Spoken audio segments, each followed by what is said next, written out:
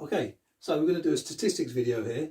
So we're going to do something on the mean, the variance, the standard deviation and the skewness.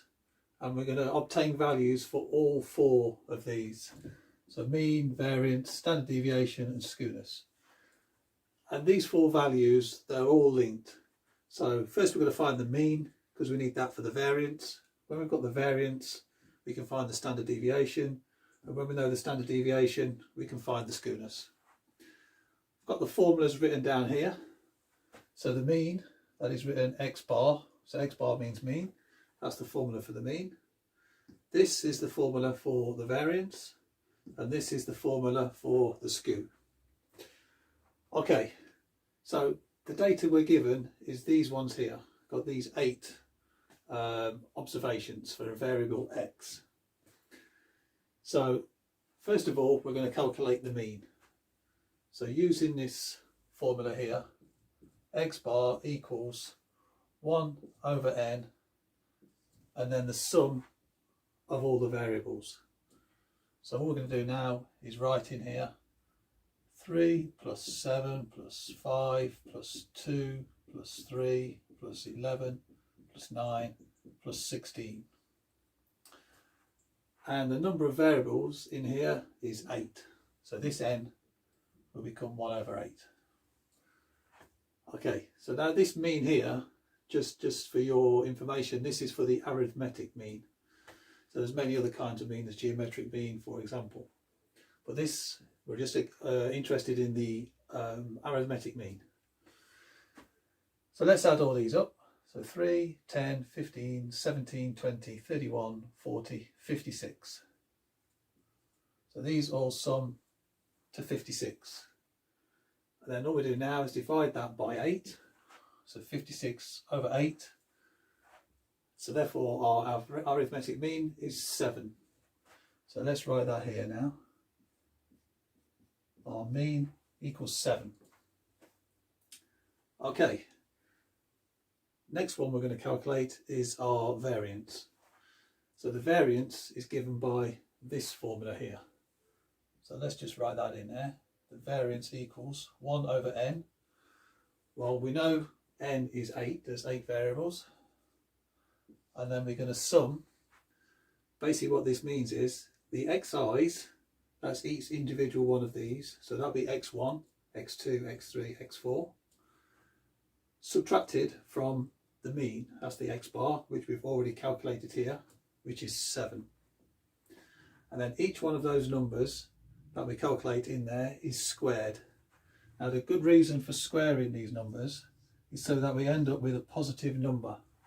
So the variance and the standard deviation, which is calculated from this, is always a positive number. It's never negative.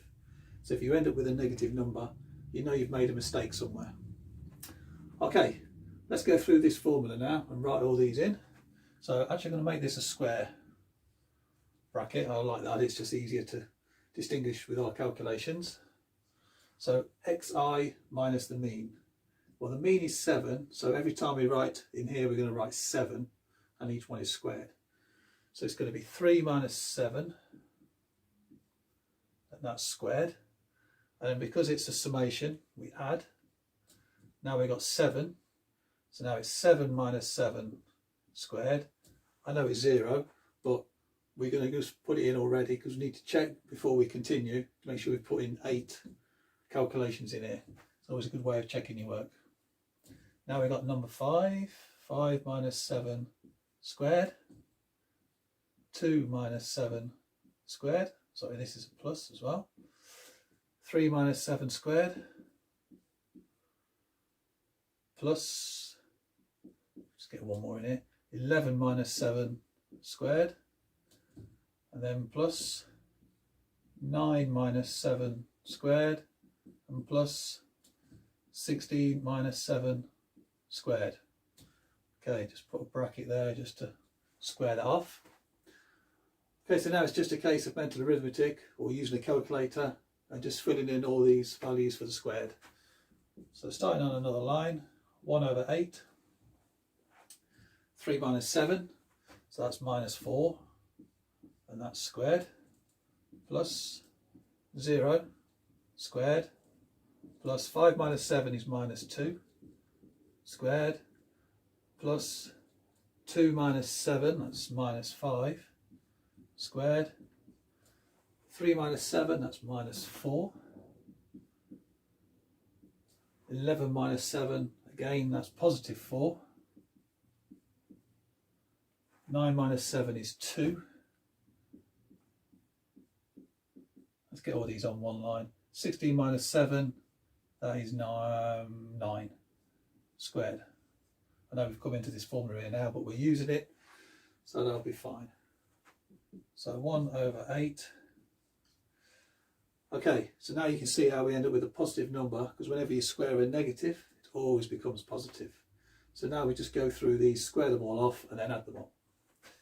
So I'm going to do it in a similar format to what we did here, then I can just work it out simply by just dividing by 8. So minus 4 squared, 16, 0, got to write it anyway, minus 2 squared is 4, minus 5 is 25, minus 4 is 16, plus 4, same, 2 is 4, and 9 squared, 81. Okay, just a simple case of just adding these all up now and then dividing by 8, and then we're already on the way, we've got our variance. So 16, 20, 45, 61, 77, 81, 162. And then we just divide that by our 8.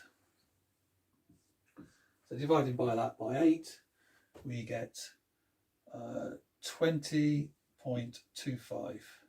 20 by 8 is 160, with 2 left, so it's 20.25 or 20 and a quarter, whichever way you want to write it. I'm going to choose the decimal version, that works good for me. So sigma squared equals 20.25. So that is our variance. So I'm just going to put a little note here. That's the mean and that's the variance.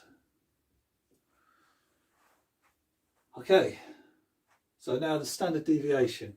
Well, the standard deviation, the noting for that, let's just write this down. Standard deviation,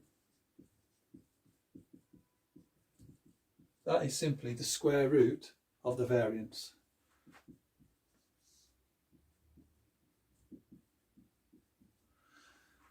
So using the notation here, standard deviation is known as sigma. The variance, just write that inside the square root, is sigma squared.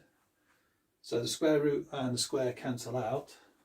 So therefore our sigma in this case is the square root of this, which is 20.25. Okay, just get my calculator. We'll work out what that is. So square root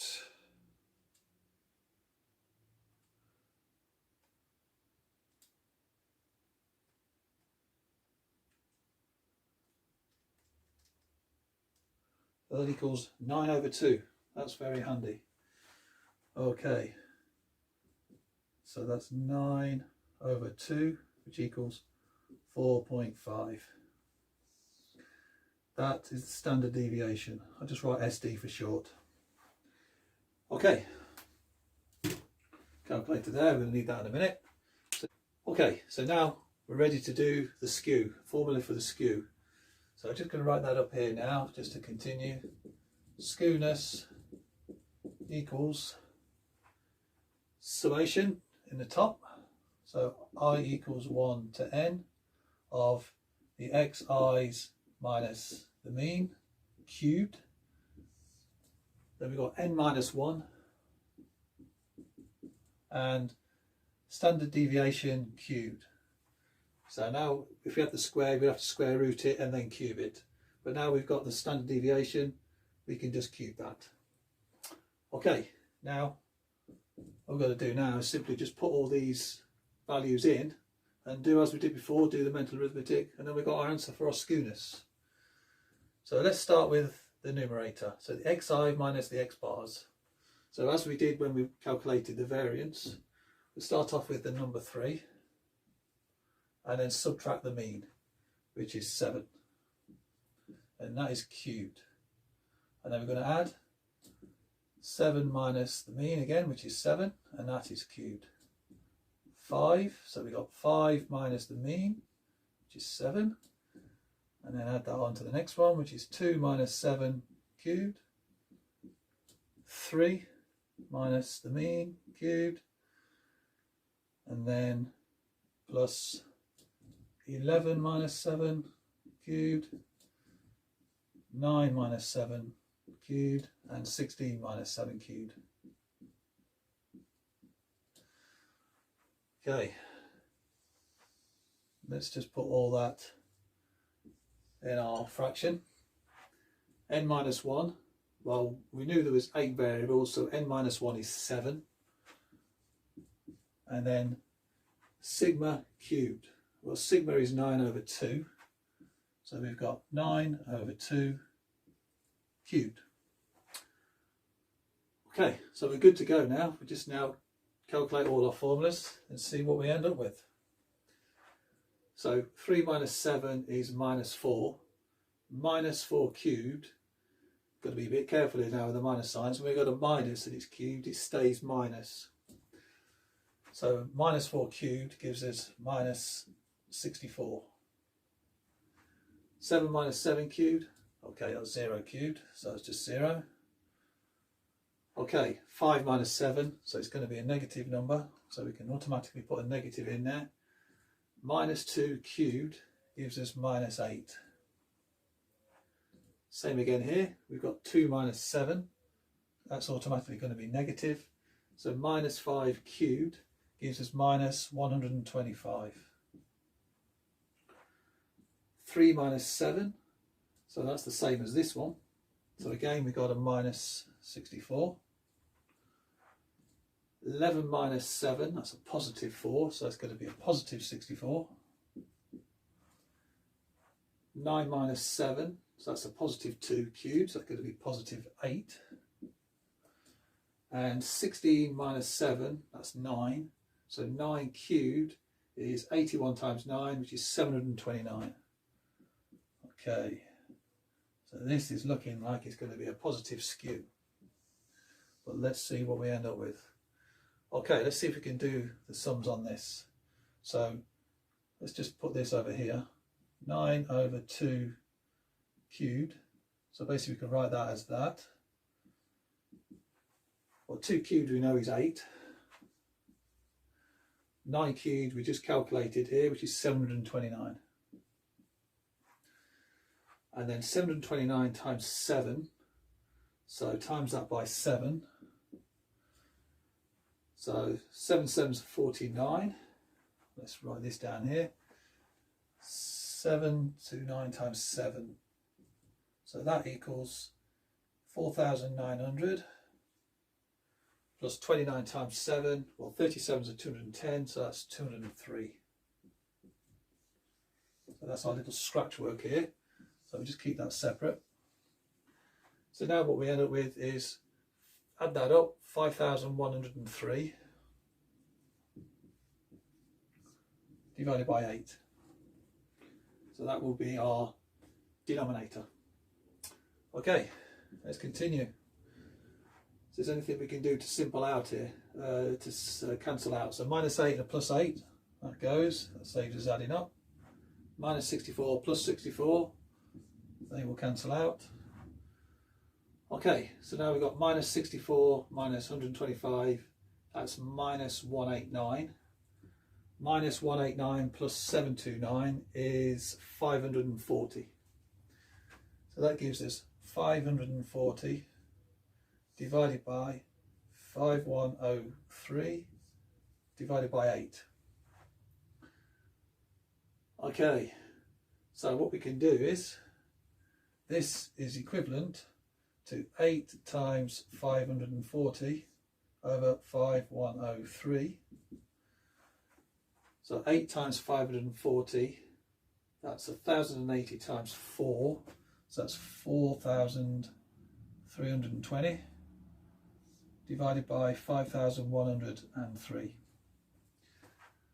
Okay, So we can see this is going to be roughly just over 0.8.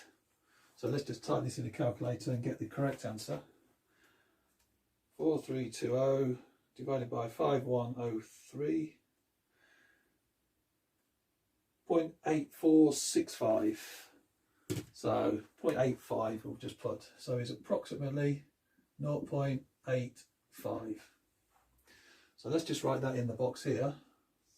So our skew is approximately 0.85, and that's positive. Okay, so now we've worked out the skew, what does that actually mean? So got 3 examples of our graphs here for the data. Positive skew is a right-sided tail, so that's where the tail will go out a long time, and the peak of it will be on the left-hand side, and the mode will be smaller than the median, which will also be smaller than the mean. So there'll be mode, median and mean. So in that order, touching on the graph there. The mode is always at the peak of the graph, so that's where the mode is. But in this case, the mean is out here, and that's our median. For a symmetric graph, where the skewness would be 0, so this would calculate to be 0 if the whole curve here, the bowl curve, would be symmetrical, where the mean, the median and the mode are all the same. And then for a negative skew, which is a left-sided tail which will keep going on and on and on, in this case the mean will be before the median, which would be before the mode. So in this case the mode will be the highest, the median would be less, and the mean would be even smaller. So that would be the point on the graph where they all meet. So as we've got a skew of 0.85, our graph is going to look something similar to this. So let's just rub out the board and let's see if we can draw a graph of what this might look like. Okay, so now let's try and draw this graph for all this data. So let's just imagine this is our graph here with our range of values. So the range goes from 2 to 16. So we could put our 2 in here and our 16 in here. So the graph will go along somewhere along here. The points will be where they will be. We don't know just yet. So the mean is 7. So 7 is just off the centre here. So that would be 7. So that is our mean. Next thing we need to work out is our mode. Well, the mode is the most popular one. Well, that is clearly 3. So our mode is going to be at 3, which is about here. So this is our mode. So that's looking good so far. Just write this in here as the mean. Okay, now what we need to find is the median. So that's the middle one. So the middle one, for 8 numbers, that's going to be the 4.5 value. So that's the first, second, third, fourth and fifth. So the 4.5 value will be at 6. So there, so let's just put that further a little bit long, just give you room to write it. So that's our median. So that's our middle value. Okay, so the median is going to be the peak of the graph. Here's going to be our mean, that's going to be here. And our mode, which is going to be somewhere here. So our graph could take this kind of pattern, and then the value, which is at its maximum, is 16. So it's going to come out over here somewhere. So it could probably end up somewhere like this. Now it's a little bit scruffy, but gives us an idea. So that's our median, that's our mean, and this is our mode. And with the skewness being positive, that's a positive skew, so that's a right tail that's coming out of the graph. Mode, median and mean, mode, median and mean. That proves our theory on the graphs here. Okay.